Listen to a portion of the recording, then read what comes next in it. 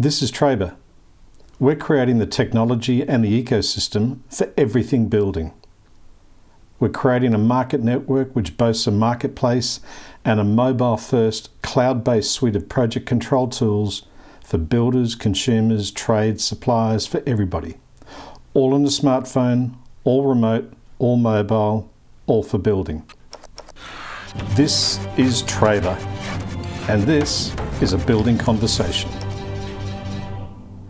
G'day, Tony Huxley here from Trabr. Thanks for joining us. Today I'm really pleased to be sitting with Dan Morgan from Your Forever Home building up on the Sydney Northern Beaches. Dan, thanks for joining us. Thank you, Tony. Appreciate it.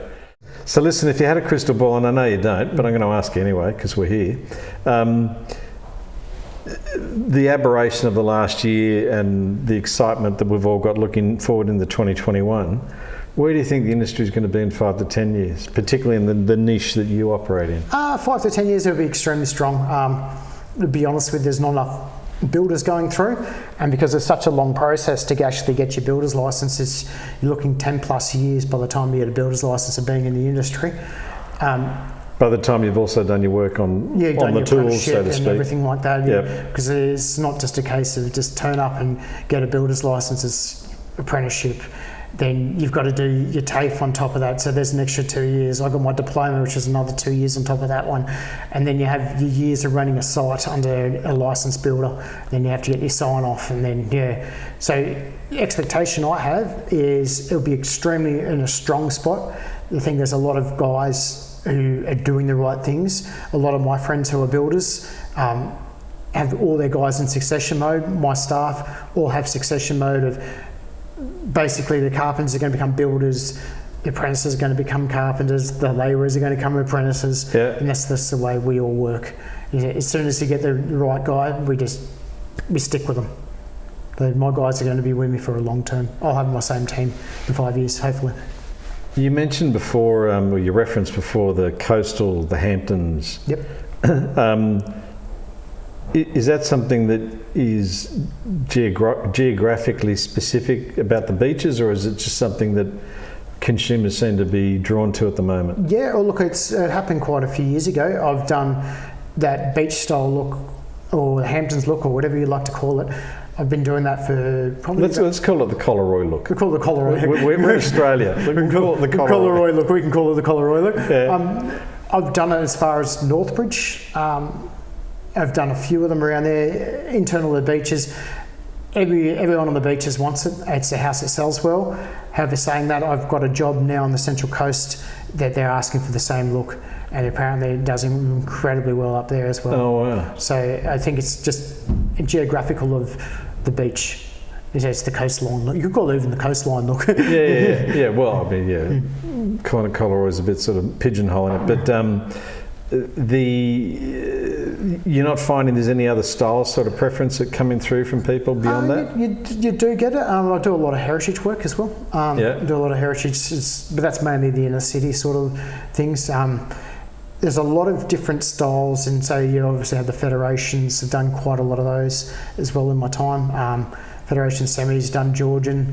However, saying those, because of the council sort of process of the heritage look, it just goes astronomical, like into, we have to be cost-wise.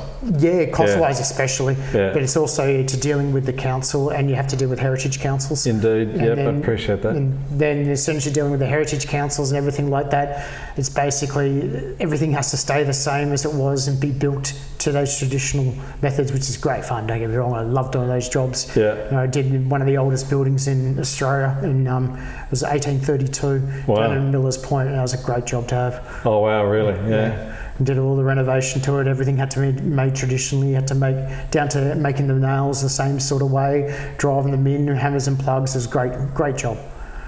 So, but none of those ones down Millers Point have had any sort of update, or has it just been authentic refurbishments? Authentic refurbishments, because they had to be, because of the style it was. They all had to have the same look, the same skirting boards, the same sort of look. So even internals had to be authentic. Everything.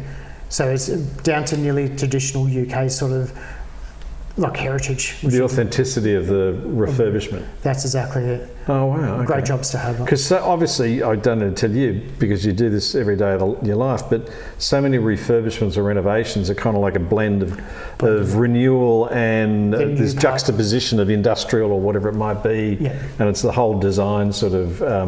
scope into it. Yeah, so, but in there, it's got to be authentic. It's got to be authentic. Wow. It had to be authentic because that was, as a listed building, there's parts of the heritage. Appreciate that, sure. Yeah, so that was a national heritage listed sort of street, because went straight past the council and they said this is national.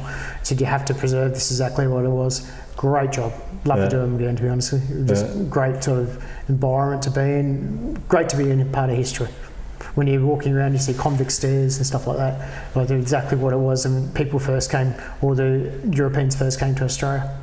So jumping back to something you were saying before about cost plus, and you're talking about the challenges of getting, let's say, good materials and the cost of trying to make good materials fit, let's call it. Did you find from the pandemic that there was challenges with product supply? Huge problems. Particularly quality product, because... there's huge product suppliers issues at the moment. There's black butt. So it's still ongoing? Still ongoing. Yep. Because everyone keeps shutting their borders for no reason, especially WA. It's just basically there's all the materials that come out of there. So you're just saying black butt. So that's black butts are another one, and it's not just that. The black butt decking is now going to become extremely rare because the bushfires that everyone forgot about that we had this time last year, they destroyed the forests, and then the koalas sort of plantations. They found a bunch of them in the timber sort of forests, and they go, we have to stop work here. We can't start. Okay. Plus the COVID stopped them for 3 months, so that's basically we're looking at years and years and years until they can actually go. The other parts of the materials which got a lot harder is just anything that's imported. Anything that's imported is practically impossible to get now. Which is sort of a good thing to have. Australia should be more self-reliant anyway. I'm a firm believer in we should make more stuff here. Yeah, but I mean, I guess a lot of cladding materials now come from so many. I mean, you got Alpolic coming from, what is it, Mitsubishi? That's wherever their plants are. But no doubt there's so much stuff, imitation stuff as well as authentic stuff that comes out of China.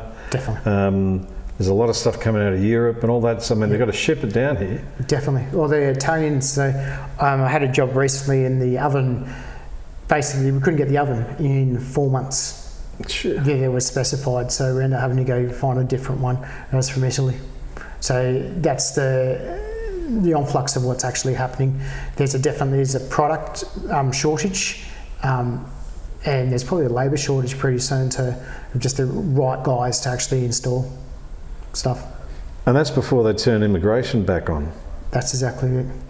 So if they turn the immigration back on, there's going to be a lot more people here. It's going to get harder. It's going to get harder even still. So, look, it's going to be a challenging sort of thing. But look, I think everyone's up for it now.